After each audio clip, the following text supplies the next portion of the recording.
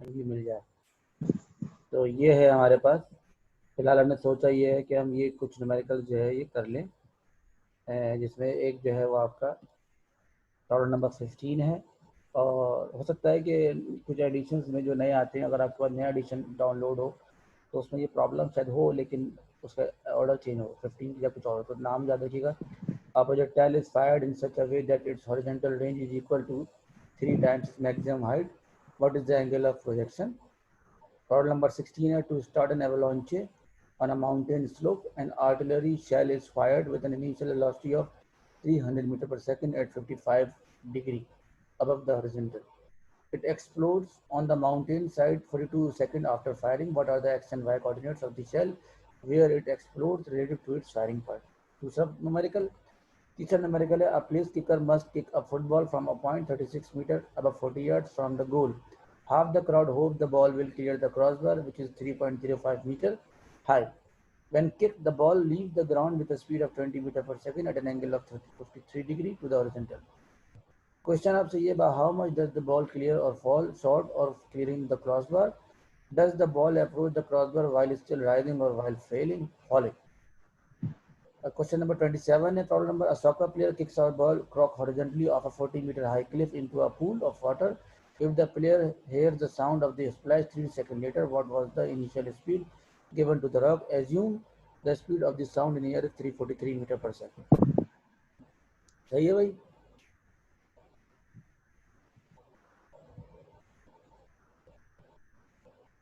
तो ये आपका, आप लोग स्टूडेंट्स को ज़्यादा नहीं है तो मैं किसी को भी म्यूट नहीं कर रहा, ज़रा जिम्मेदारी का मुजाहरा कीजिएगा, ठीक है? तो पहला प्रॉब्लम पे हम जा रहे हैं इसी पर। और वो projectile is fired in such a way that its horizontal range is equal to 3 times its maximum height. अच्छा, मैं जो हूँ कोशिश करता हूँ कि यहीं पर डायग्राम बनाऊँ, मेरे पास बनी हुई है लेकिन मैं कोशिश करता हूँ कि यहीं पर ही बना दूँ। तो ये प्रॉब्लम नंबर है आपका 15, ठीक है ना? तो मैं यहाँ डायग्राम बनाने की कोशिश करता हूँ, ज़रा देखिएगा। Hello sir. जी जी फरमाइए। ये सर इनिशियल रेंज क्या मतलब इसका? Initial range 3 times maximum. अच्छा अच्छा अच्छा, मैं डायग्राम ड्रॉ करूँ, उसमें होता है आपको समझ में आ जाए। Okay sir, okay. ठीक है ना? तो अच्छा सर। क्वेश्चन है, projectile is fired in such a way that its horizontal range is equal to 3 times its maximum height. ठीक है, मैं पहले डायग्राम ड्रॉ करता हूँ बाय यूजिंग, इधर ही ड्रॉ करता हूँ, अगर इधर जगह कम पड़ी तो व्हाइट बोर्ड यूज कर लेंगे। सर क्लास अभी स्टार्ट हुई है? जी जी, थोड़ी देरी हुई होगी। पहला पेज है। पहला पेज? कैसी बातें कर रहे हो, हम किसी स्कूल में पढ़ रहे हैं क्या? अभी जो हुई है। अभी जो ये हुई है ये पहला न्यूमेरिकल में कराने जा रहा हूँ। ठीक है सर, ठीक है। ठीक। चलिए मैं व्हाइट बोर्ड लेता हूँ, दोबारा प्रॉब्लम सुन लें। A projectile is fired in such a way that is horizontal range is equal to 3 times its maximum height. What is the angle of projection? चले मैं इधर मैंने वैसे किया हुआ भी है, तो इसको ज़रा देखिए, ये इस तरह से बना हुआ है। अगर आप गौर करें डायग्राम को, ये मैंने ऐसी हैंड रिटन में करके मैंने ऐसे लिख लिया था। तो आपको नजर आ रही है डायग्राम भाई, किसी को? Yes sir. Yes sir. तो ये देखें डायग्राम। तो ये एक तरह की जो रेंज है, किसी ने पूछा था मुझसे अभी, ये जो रेंज है हॉरिजॉन्टल रेंज, इसकी जो अमाउंट है, यानी जो रेंज है, जो डिस्टेंस है, वो ऑलमोस्ट 3 टाइम्स है उस हाइट के मैक्सिमम के जिस तक बॉल पहुंची है। बात समझ में आ गई भाई? सर ये रेंज जो है सर, जो लंचिंग पॉइंट है और जो लैंडिंग पॉइंट है, इन बीच के में जो डिस्टेंस है उसको रेंज कहा जाता है। बिल्कुल सर, ओके सर। ठीक है। तो यहाँ से लेकर देखिए, मेरी स्पॉट देखिएगा, यहाँ से लेकर यहाँ तक रेंज है, और यहाँ से लेकर यहाँ तक मैक्सिमम हाइट है। रेंज जो है यस सर। वो 3 टाइम्स है, मतलब रेंज बहुत ज़्यादा है, जबकि उसकी मैक्सिमम हाइट कम है। ये है, समझ में आ गया सबके? ठीक है, डेटा आपके पास क्या गिवन है? सिर्फ एक सजेशन गिवन है कि रेंज है वो 3 टाइम्स ऑफ हाइट के, आपको कोई वैल्यू गिवन नहीं है। जी फरमाइए।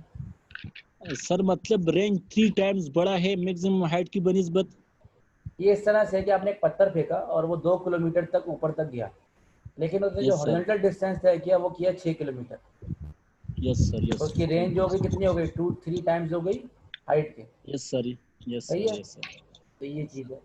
इस सजेशन के साथ जो हमने फार्मूले यूज़ किए हैं वो पुराने फार्मूले हैं, क्योंकि क्यों फार्मूले पुराने यूज़ किए, क्योंकि मैंने आपको पहले बताया था कि अगर डेस्टिनेशन हाइट और लॉन्चिंग हाइट अगर सेम हो तो we can use the previous formula. तो हमने वही फार्मूले यूज़ किए हैं, ठीक है। तो यहाँ पे देखिए, थीटा हमें मालूम करना था, एंगल ऑफ प्रोजेक्शन। रेंज का फार्मूला था v square sine 2 theta over g, v square sine square theta over 2 g. हमने इन दोनों को इक्वेट किया। रेंज की जगह जो ऊपर जो फार्मूला था, रेंज की जगह हमने रेंज का फार्मूला, और एच की जगह हमने एच का फॉर्मूला रखा, और 3 यहाँ पर मौजूद था, ठीक है। सॉल्व करना शुरू किया तो यहाँ पर ये 2 साइन वी स्क्वायर खत्म हो गया, वी स्क्वायर कैंसिल हो गया, जी से जी कैंसिल हो गया। साइन 2 थीटा बराबर होता है 2 साइन थीटा कॉस थीटा के, साइन थीटा कैंसिल हो गया, और आपके पास जो आखिर बचा हुआ था tan theta is equal to 4/3। इस पर टेन इनवर्स लगाएंगे तो आंसर आपके पास आएगा 53.1 डिग्री। तो ये एक आसान सा सवाल था जो आपने कर लिया। सबके समझ में आ गया भाई? Yes sir. जी सर, ठीक है।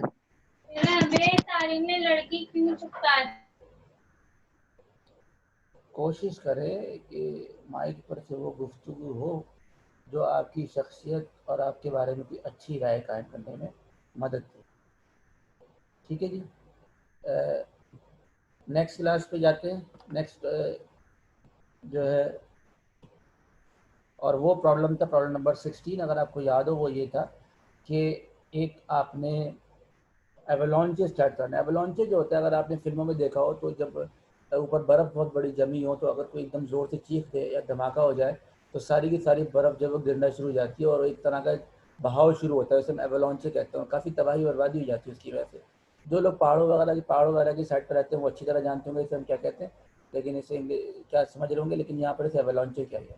इस एवलॉन्च, अच्छा, कभी कभार ये एवलॉन्चे खुद से आता है, कुदरती आफात होती है, कभी कभार ये जानबूझकर प्रोवाइड किया भी जाता है कुछ चीज़ें हासिल करने के लिए। तो यहाँ पर उन्होंने क्या किया कि बाय यूजिंग एन आर्टिलरी उन्होंने एवलॉन्च स्टार्ट कर, समझ लिया जंग हो रही थी, इधर से दुश्मन आ रहा था, उन्होंने क्या कहते रास्ता रोकना था, उन्होंने क्या किया, बम मारा, बम मारने पर एवलॉन्च स्टार्ट हो, रास्ता ब्लॉक हो गया।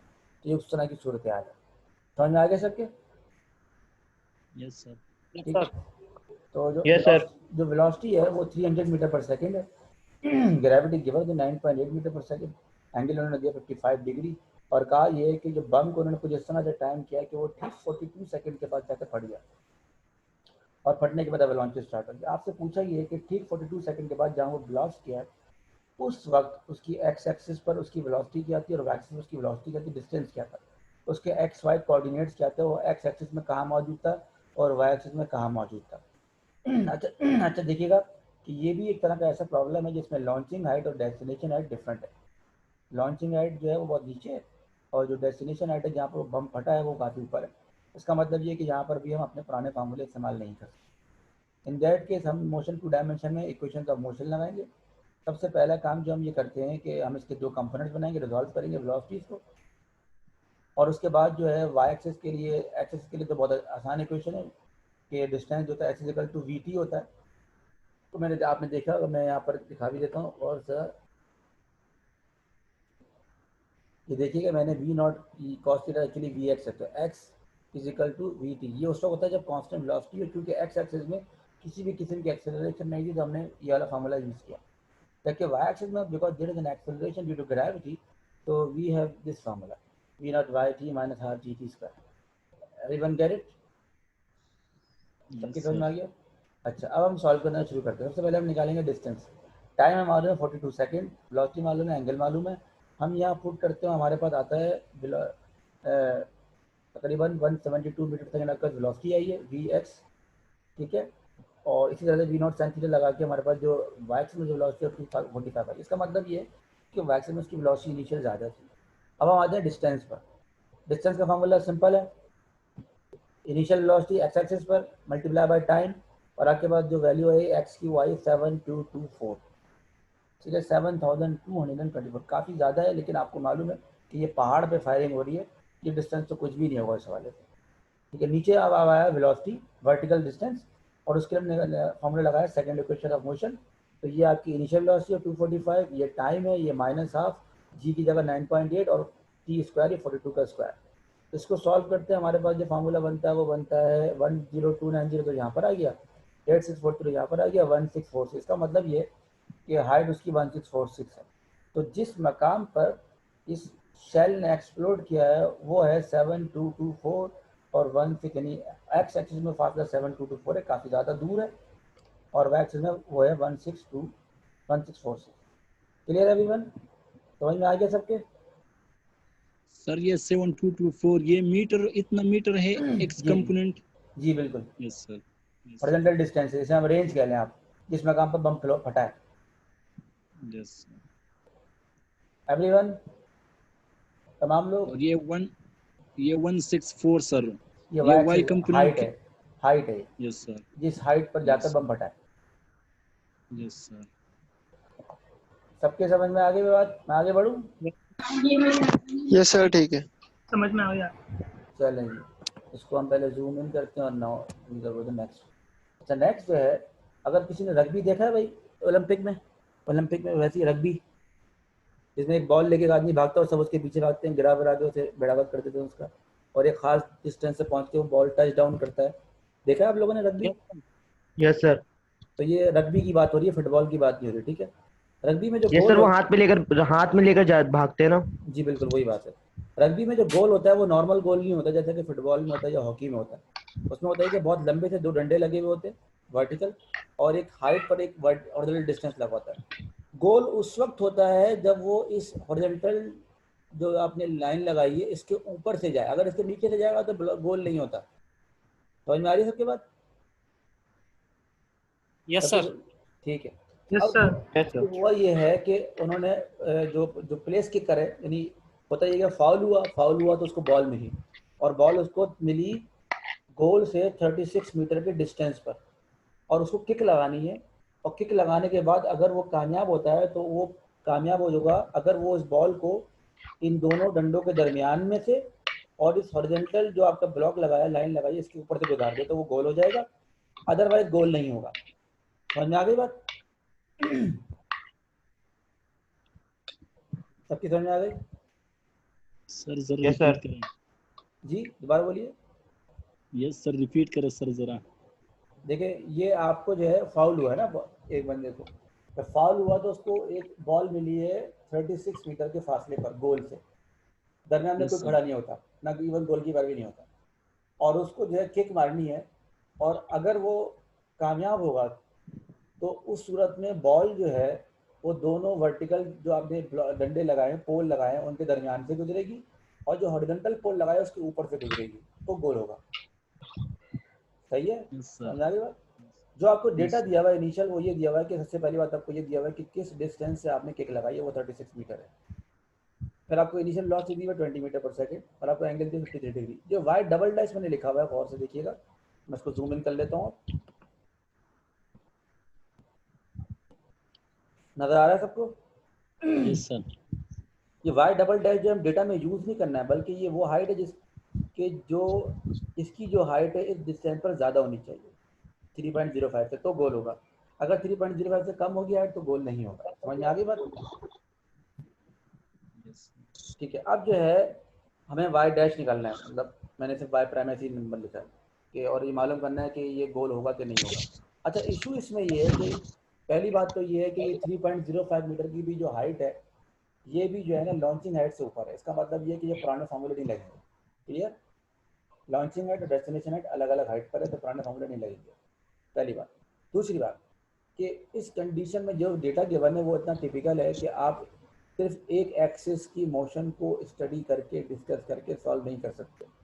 हमें दोनों एक्सिस के पैरामीटर चाहिए। जब भी ऐसी कंडीशन आती है, प्री स्ट्रक्चर मैंने बताया था, we have to go for the equation of trajectory. ठीक है? और वो ट्रेजेक्ट्री की इक्वेशन ये रही, y equal to x tan theta minus bx square 2v naught square cos square theta. तो ये हम फार्मूला सॉल्व करते हैं। y डैश हमें निकालना है, 36 मीटर हमारे पास डिस्टेंस है, एंगल हमारे 1053, 9.8, इनिशियल वेलोसिटी 36 का स्क्वायर और cos का 53। जब इसको हम सॉल्व करते हैं तो हमारे पास जो डिस्टेंस आता है वो आता है 3.939, और आप गौर करें 3.939 आपको जो डिस्टेंस दिया हुआ था, हाइट दी हुई थी, उससे 0.889 मीटर बड़ी है। इसका मतलब ये हुआ कि ये गोल क्रॉस हो गया, ये उस हॉरिजॉन्टल पोल के ऊपर से गई है, उन दोनों पोल के दरमियान से गई है, गोल हो गया। समझ में आगे सबके बाद? इसमें जो समझने की बात है वो ये है कि आप इस न्यूमेरिकल को सिंगल हैंडली एक ही एक्सिस के साथ सॉल्व नहीं कर सकते, आपको दोनों एक्सिस के पैरामीटर इस्तेमाल करने पड़ेंगे। इन दैट केस आपको इक्वेशन ऑफ ट्रैजेक्टरी इस्तेमाल करने के अलावा कोई चारा नहीं बचेगा, ये आपको गो फॉर देगा। समझ में आ गई बात सबके? Yes sir. न्यूमेरिकल समझ में आया सबके? यस सर, बिल्कुल क्लियर है। जी सर, समझ में आ अच्छा, गया। इस न्यूमेरिकल का जो ट्विस्ट है वो ये है कि आपसे सिर्फ ये नहीं पूछा गया कि गोल हो गया, बल्कि आपसे पूछा ये गया है कि गोल जब हुआ है तो बॉल नीचे आ रही थी या स्टिल वो राइज कर रही थी, ऊपर की तरफ ही जा रही थी। समझ में आ रही बात? ये इस तरह से है, मैं इसको ड्रॉ करता हूँ इसी डायग्राम पे।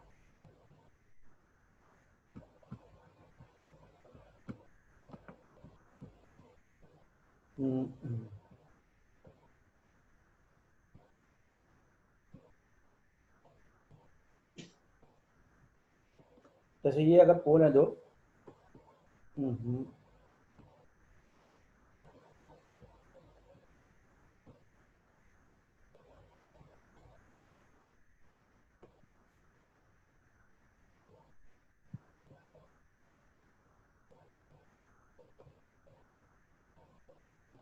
ये आपका गोल है, ठीक है? Yes sir. पूछा जो गया आपसे वही पूछा गया है कि जब बॉल जब इस जगह पर पहुंची है इस गोल के पास, तो वो ऊपर की तरफ जा रही थी नीचे, तो सूत्रताल कुछ इस तरह से बनेगी कि या तो बॉल यहाँ से के, अच्छा मैं एक लाइन भी खींच दूँ यहाँ पर ताकि डिस्टेंस पता चल जाए कि हम ये इसकी बात कर रहे हैं, ठीक है? यहाँ पर ये हाइट है, तो या तो ये बॉल जो है वो राइज कर रही थी गोल से, यानी इस वक्त भी ऊपर ही जा रही थी, ठीक है? ये मालूम करना है। या फिर वो बॉल प्रोजेक्टाइल मोशन की मूवमेंट करते हुए ऊपर से नीचे आ रही थी, ये मालूम करना है। बात समझ में आ गई सबके? Yes yes sir. अब ये जो मामला है इसका मतलब ये हुआ, इसकी कंडीशन क्या होगी? इसकी कंडीशन ये होगी कि अगर मैं निकालूंगा टाइम कि यहाँ पर जब वो पहुंची है बॉल तो टाइम क्या हो, कितना टाइम गुजर गया, वो मालूम कर लिया। फिर मालूम करूंगा time to reach maximum height. देखिए यहाँ का जो टाइम होगा, अगर ये वाली कंडीशन है तो इसकी मैक्सिमम हाइट जो समझिए कि यहाँ पर आएगी, तो ये जो टाइम होगा time to reach maximum height, ये यहाँ पर पहुँचने वाले टाइम से ज़्यादा होगा। अगर ऐसी कंडीशन होगी इसका मतलब है कि बॉल स्टिल राइज कर रही थी। अगर ये वाली कंडीशन है तो time to reach maximum height यहाँ पर निकलेगा, तो ये टाइम कम होगा और ये टाइम ज़्यादा होगा। अगर ऐसी कंडीशन होगी तो हम कहते हैं कि बॉल फॉल करेगी। बात समझ में आ गई सबके? Yes sir. Yes sir. ठीक है, मैं इसे इरेज कर रहा हूँ, ठीक है? फिर मैं Yes, sir. नेक्स्ट पे जा रहा हूँ।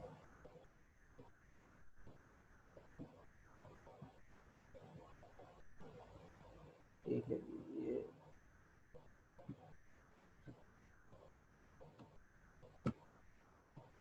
अच्छा, नेक्स्ट हमने क्या किया? Time to reach maximum height निकाला जो फार्मूले के साथ मौजूद था।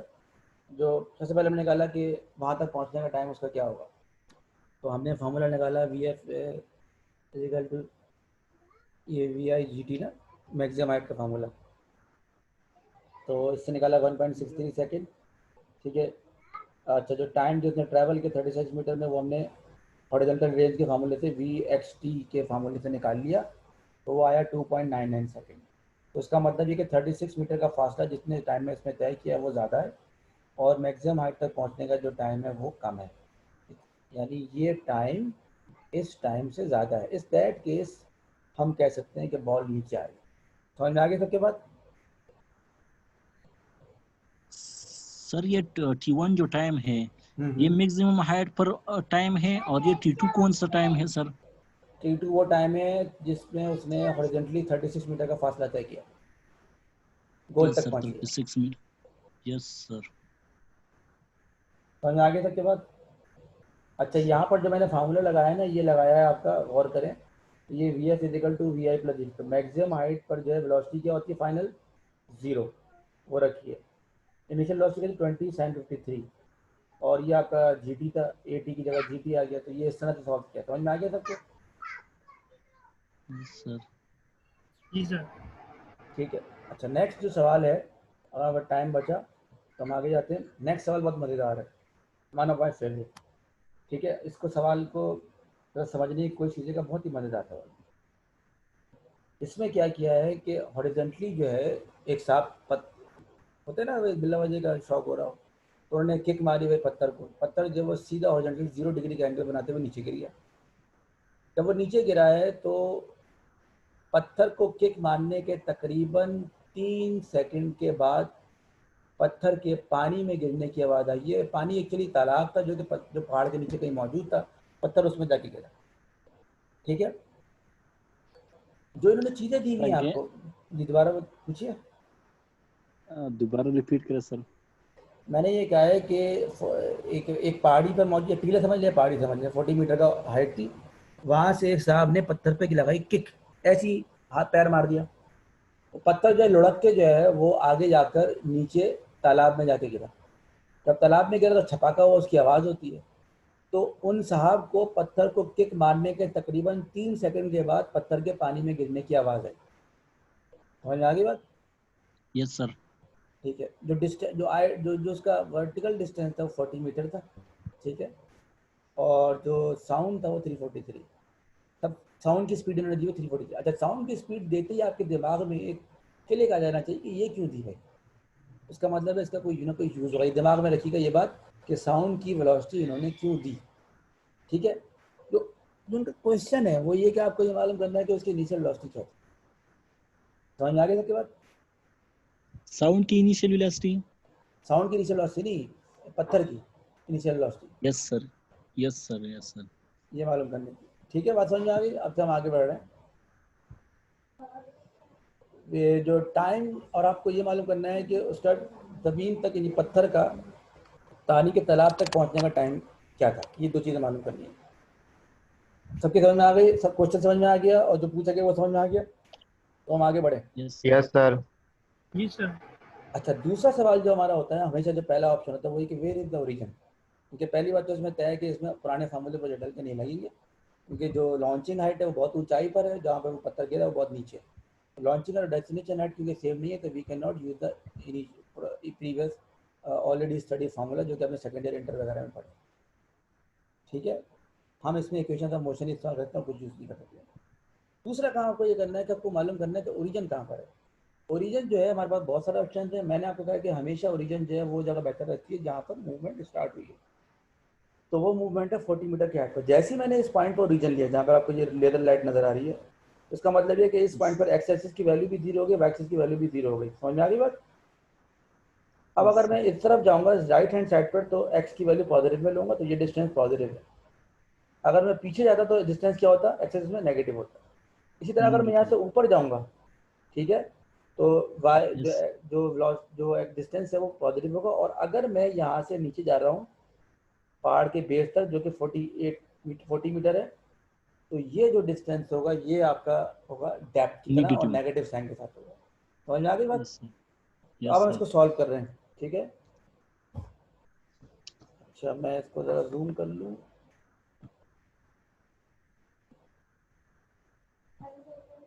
ठीक, सबसे पहले हम निकालेंगे वो टाइम जिस टाइम पर पत्थर नीचे पहुंचा।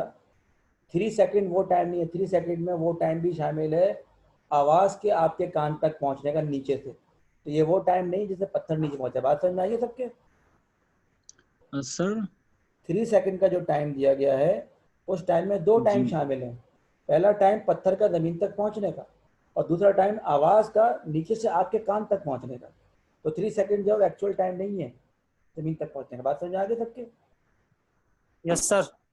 तो हमने क्या किया है कि by using a second equation of motion, depth जो -40 रख के हमने इसको सॉल्व करना शुरू किया, और हमारे पास जो टाइम आया वो कितना आया? 2.85 सेकंड। इसका मतलब है कि पत्थर 2.85 सेकंड तक के बाद जमीन पे पहुंच गया था, और जबकि आवाज़ आपको आई है 3 सेकंड में। तो इसका मतलब है जो बाकी जो टाइम है वो आवाज़ का आपके कान तक पहुंचने का टाइम है, और वो हमने निकाला 0.15 सेकंड।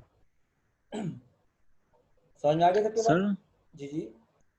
Yes sir. जो जो स्टोन है उसका इनिशियल वेलोसिटी का जो टाइमिंग है वो हो, और ये साउंड का जो बैकवर्ड डायरेक्शन में जो स्पीड है, ये दोनों एक बराबर हो सकता है? नहीं हो सकता।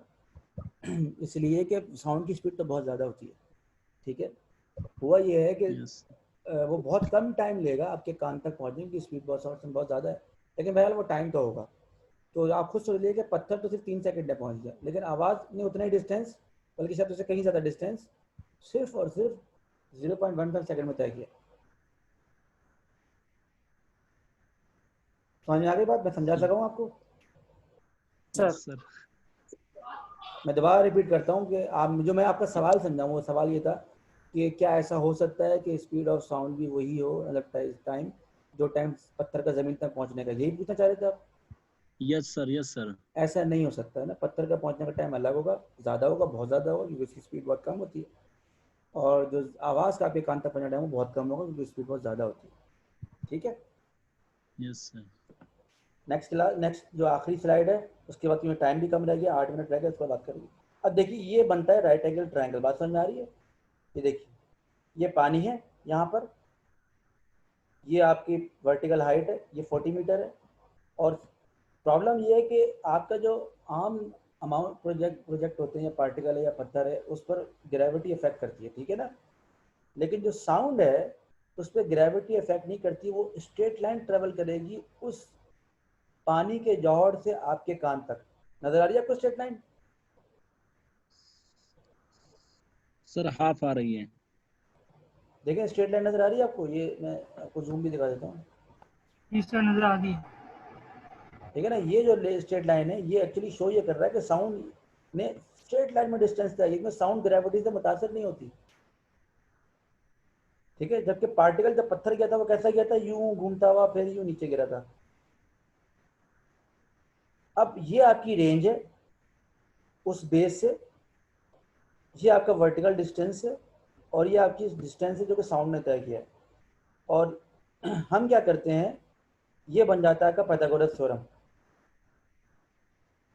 हम सबसे पहले निकालते हैं कि साउंड ने 0.15 सेकंड में कितना फासला तय किया। तो साउंड ने फासला तय किया, वो क्योंकि कांस्टेंट वेलोसिटी है, क्योंकि एक्सेलरेशन नहीं होती, x equal to v t. 343 को आपने 0.15 से मल्टीप्लाई किया, उसके बाद 51.45। तो आपके पास जो साउंड का डिस्टेंस है 51.45, तो आपके पास in terms of Pythagoras theorem hypotenuse भी है, परपेंडिकुलर भी है, और बेस नहीं है। बेस आपको मालूम करनी है, तो हम क्या करते हैं, by using a Pythagoras theorem base मालूम कर लेते हैं। इस यहाँ से नजर आ रहा है सबको? सर, जी जी। सर ये 343 जो है, ये साउंड की स्पीड है। साउंड की स्पीड है, ठीक है सर। कांस्टेंट होती है। तो पाइथागोरस थ्योरम लगा के हमने निकाला रेंज, तो रेंज हमारे पास आ गया 32.35। जैसे ही रेंज आई, हमने जो है रेंज के फार्मूले में वी सर नॉट साउंड की स्पीड 332 नहीं होती? 343 होती है बेटा, ये गिवन है बुक में। फर्स्ट ईयर में गलत होगी फिर। गलत वलत ओके देखिए सर। कुछ नहीं होता, कुछ इश्यूज होते हैं, अपडेट भी हो जाता है, आप इसको गलत मत समझिए, बुक में उसे आप सही समझे। आप जो बुक फॉलो कर रहे हैं उसमें 343 गिवन है, ये वेलोसिटी साउंड की। Okay sir. तो हमने क्या लगाया कि क्योंकि हॉरिजॉन्टल डिस्टेंस ये रेंज, उसका फार्मूला है एक्स एक्सिस की वेलोसिटी मल्टीप्लाई बाय टाइम, क्योंकि उसमें एक्सेलरेशन नहीं होती। क्योंकि हमारे पास रेंज आ गई है 32.35, डिवाइड किया आपने उसको टाइम से, और हमारे पास फाइनल में जो हमारे पास वेलोसिटी आ गई वो आ गई 11.22 मीटर पर सेकंड। समझ में आ गया सबके बाद? ठीक है, वेलोसिटी आपके पास आ गई 11.22 मीटर की। दूसरी चीज़ जो आपको मालूम करनी थी इसमें, वो ये थी कि बस इनिशियल स्पीड मालूम करनी थी। तो ये आपके न्यूमेरिकल थे जो सारे के सारे हो गए, तकरीबन 4 न्यूमेरिकल मैंने हमसिन कराएं। नंबर ये गिवन है वो इसी तरह है, और ये मैं आपको स्लाइड भी सेंड कर दूंगा आज रात तक, और ये जो वीडियो होगी जूम की, ये भी दोनों की सेंड हो जाएगी। कोई सवाल करना तो मुझसे पूछ लें।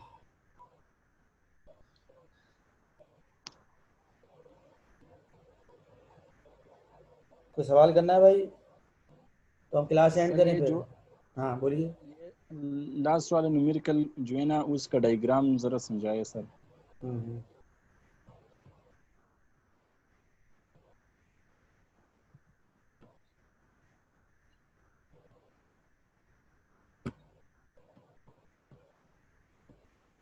देखें इसके दो डायग्राम बनते हैं। पहला डायग्राम तो जिसमें हमने सपोज नहीं किया कि साउंड में क्या डिस्टेंस तय किया, तो ये जो है इस हाइट से पत्थर को फेंका गया, वो एक प्रोजेक्टाइल मोशन करता हुआ नीचे गिरा।